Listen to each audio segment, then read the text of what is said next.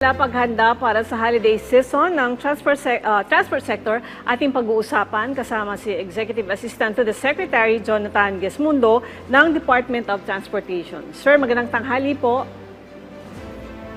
Magandang tanghali, Weng. Sininya rin. Sir, kumusta po ang inyong assessment sa volume ng mga sasakyan at mga pasahero sa mga public utility vehicles ngayong holiday season? Gaano po kalaki ang inaasahan ninyong bugso ng mga tao at sasakyan ilang araw bago ang Kapaskuhan?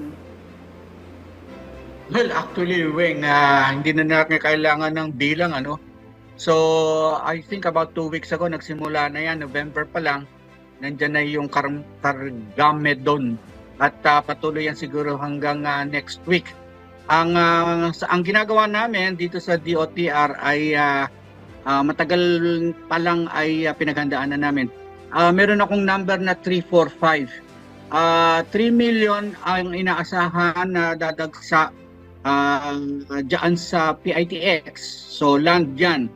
4 million ang inaasahan sa mga pier, mga ports, seaports. 4 million ang dadagsa hanggang next month, I think first 2 weeks of January. And then 5,000 PNVS slots ang binuksan ng LTFRB specifically para ngayong holiday season na dagdag na mga ride hailing mas preferred yung mga motorcycle taxis ngayong dahil nasa traffic. So, yun yung numero at yung tulad ng mga ibang ahensya, MMDA, mga kapulisan ay naka-full alert na. Nag-announce na rin ang ating Coast Guard na naka-full deployment na sila sa iba't ibang pantalan. Hindi lang si pantalan, nandyan ang Coast Guard sa mga airports, nandyan yan sa EDSA. So, tuloy-tuloy ang aming tungkol doon sa sinabing gusto sanang habaan pa ang operation nitong ating LRT1, LRT2, tsaka MRT3 ay bagamat gusto namin, nag-adjust na kami. I think 1 hour before the normal and 1 hour after sa gabi. Hindi kakayanin na dagdagan pa because ito ay kakain doon sa mandatoring maintenance, daily maintenance nitong mga bagon, itong mga sistema ng relays natin. Kailangan yan, hindi namin pwedeng ikompromiso yung safety concerns nitong ating tatlong rail systems dito sa Metro Manila. Kaya't nag-adjust na ang mga pamunuan ng ating LRT, MRT, pero hanggang doon na lang talaga dahil kailangan nating i-secure, ensure na safe ang paglalakbay ninyo, ang pagbibiyahe ninyo ngayong Kapaskuhan. Okay. Magkakaroon na po ba muli ng libreng sakay program dyan po sa EDSA Carousel para magbigay tulong sa ating mga commuter? Hindi pa yun pinag-uusapan, libreng sakay sa bus carousel. O konsultahin muna siguro ng DOTR ang dalawang consortium na accredited na pumasada dyan. Dahil alam naman natin pagka dinagsa yan ng mga pasahero ay baka pagka-traffic dyan sa nag-iisang linya ng EDSA na maluwag. Kaya't patuloy ang aming saik na magpapatupad ng regulasyon dyan sa EDSA busway para nga tangkilikin ng mga may-ari ng pribadong sasakyan na mag-public transport na lang kayo. Pag-uusapan na yung EDSA, nandyan ang MRT3 at nandyan ang busway.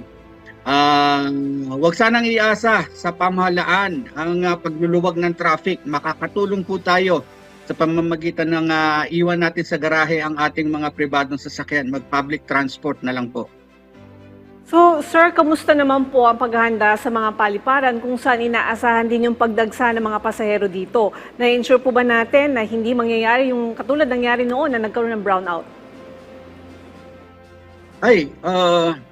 Recently lang itong NAIA Infrastructure Corporation and NICI nag-announce na nagkaroon na nga sila ng pag-uusap. Hindi lang pag-uusap, kundi talagang in-announce nila na yung kanilang pagtulungan sa Meralco ay tiyak na merong sufficient supply ng kuryente dyan sa airport At hindi lang yan sa pagpipirma ng kasunduan, kundi talagang meron ng ginawa para hindi maulit nga yung New Year's na nawalan ng kuryente dyan sa airport. At gayon din ang paghahanda pag nag-inspeksyon noong undas si Secretary dyan sa CAAP para yung ating air traffic management system ay siguradong maayos. Graded na raw yung system na yun. Yung latest version na ang naka-upload sa CAAP. Kaya't doon sa pagmamanage ng ating mga air traffic, ayos na rin daw po yun. Okay, mensahe nyo na lang po at paalala sa ating mga pasahero at public utility service operators ngayong holiday season. Okay, from DOTR, again, yun nga, na ang ating mga pribadong sasakyan, iwan na lang, mag-public transport na lang po tayo. Tapos yung mga usual na mga reminders naman po ng mga iba't ibang ahensya, huwag nyo na hong dalhin yung buong bahay pagka kayo ay bumibiyahe, travel light. At kung kinakailangan kayong magdala ng sasakyan, alam nyo naman po yung blow baguettes na yan para hindi ho kayo maantala, magka-aberya habang kayo bumibiyahe. Ang sa amin ay tutulungan namin kayo paghahanda sa paliparan, sa mga expressway, sa mga relays, sa rail systems natin, sa mga pier, para siguraduhin meron na alalay na ibibigay ating mga ahensya kung kayo'y magka-problema. Okay, maraming salamat po sa inyong oras. Executive Assistant to the Secretary Jonathan Gesmundo ng Department of Transportation. Merry Christmas! Merry Christmas, sir.